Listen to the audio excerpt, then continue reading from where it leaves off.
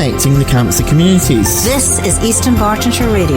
Well, on today's Inner Community, I'm joined by Jim Edmund of Events for Charities, who are actually just about to move into the Bishopbriggs area. Is that right, Jim? Yep, we're definitely looking forward to it. We're looking at the place for a wee while now, and then we've got the opportunity to move in. We're basically ready to establish ourselves in this area. That's brilliant. And what is it that Events for Charity actually does? Well, we're a social enterprise, and we basically try and basically give basically stuff back to the community, and bring more stuff in for, like, say, people around the area, to basically make it a better place, along with Glasgow as well. I mean, obviously today you're on Eastern Bartonshire Radio, the local community radio station here in Eastern Bartonshire, but the reason we know you, or I know you, is you did a brilliant job of raising over £3,000 for Cune Review Print Speaking to the Blind. Now that was a couple of years ago.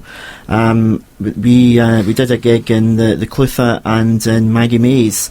I mean, can you tell us about some of the bands that were maybe involved then? Do you remember? Yeah, that's true. Well, I was going back. I think it was Backwater, wasn't there? Yeah, with the Status Quo tribute, Backwater, we had, I think the AC/DC band played as well that night, and I think the following night with U2 tribute band from Sheffield. That's it. Simple Minded.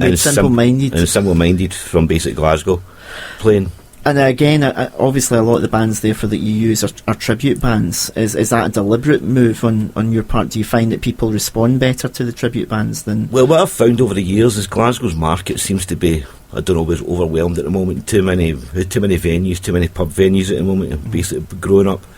And basically all the unsigned bands that are playing, they're basically playing like say 4 or 5 times a month now, if not more, compared to the way it used to be when I first started out, like 15 years ago, where maybe you had about 10 venues in Glasgow, where, like, say, the bands used to only play maybe 2-3 times a month, so they could basically get a better fan base there instead of just over the area. Yeah, was overplaying themselves. I mean, do you think there's just as many new bands in the area as there used to be, or is it just that people are now gaming more than playing the bands? They're basically more and more new bands now, you know what I mean? They're basically saturated with them. Well, Jim's the main spokesman here for Events for Charities today, but in the studio we've also got Jim and Stephen, who are going to give us a loud hello. Hello, how you doing? Are you guys in bands as well? I have no musical experience whatsoever. I just listen to music. the love. What about yourself, Stephen? I've had, a few years ago I played in a number of bands going way back in the late 70s and the 80s, but nothing too successful, to be quite honest with you. So I put on my musical, looking for influence that I've had through the years with music. You know, I think it's fantastic that Jim's doing as well, with James Edmonds doing, and he's brought us together. Excellent. To look towards having a great business, you know. So and putting a lot back into the community, which is very important. So we're really excited about what's coming up soon. Good. Well, going back to Jim, who's on the main mic here, basically what I think I've found is that when it comes to folk getting an interest in sound recording, it's actually getting harder and harder to get people. So again, I was wondering, you know, do you think there's maybe an element of folk are no longer playing in their garages the way we used to back in...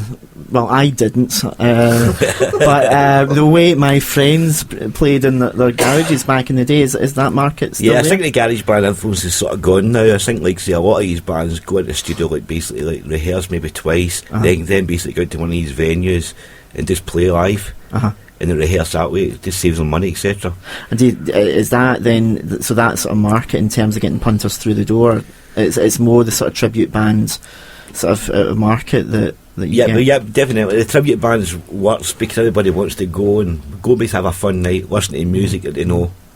You know what I mean? Like, say, people like, say, our age group, some younger ones as well, like, let's see U2 too, are basically know the band and want to see the band live.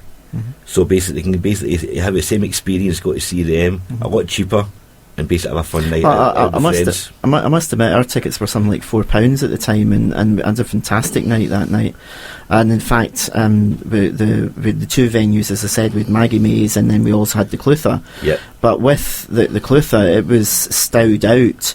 I was supposed to come along, or Chris, our EDR chair, our EDR station manager, was supposed to come along and do a vote of thanks, but we couldn't actually get in the door. When he got there, there was people right out the door. Yeah, that's where you found with the staff as well down there. Once the staff are in there, you've basically got them for the night because they can't get back out again. Oh, it was a fantastic night. I mean, to raise over $3,000 was really appreciated and very much it was a great help to us. But you've also raised money for other charities as well. Yeah, we've raised a lot of money for York Hill. York Hill would do an annual event in the May. It's York Hill, well, it used to be Children's Foundation, now it's York Hill Children's Charity. Basically, the successful one there back in May there, and that's what sort of kind of brought the team together. We've been talking about it for a few months now, and now basically it's sort of established. Fantastic. And so who's York Hill, Kuhn Review Print Speaking to Blind, who else have you raised money Love for? Hope Strength, Erskine, Chaz. Fantastic. Yeah. Charities all over. It's not Yeah. just Glasgow-based charities. It's charities all over. Charities Fantastic.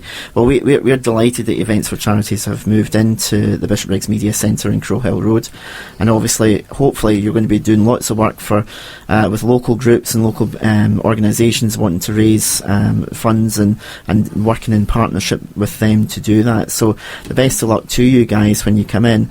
But the biggest thing you've done recently, to my knowledge, is of course the Clutha Appeal Fund.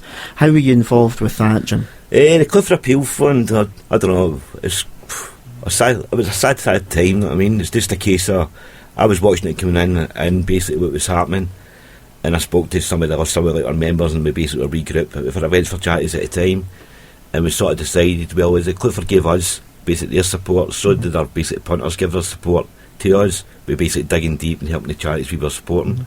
So we thought we'd give something back, and it just escalated from there. Fantastic. I mean, the total we raised, I think it's just over £36,000.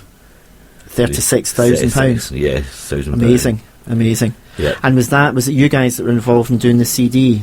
No. Because I remember I downloaded a CD I downloaded an album of various acts contributing, but you guys were involved in what was it you guys specifically did?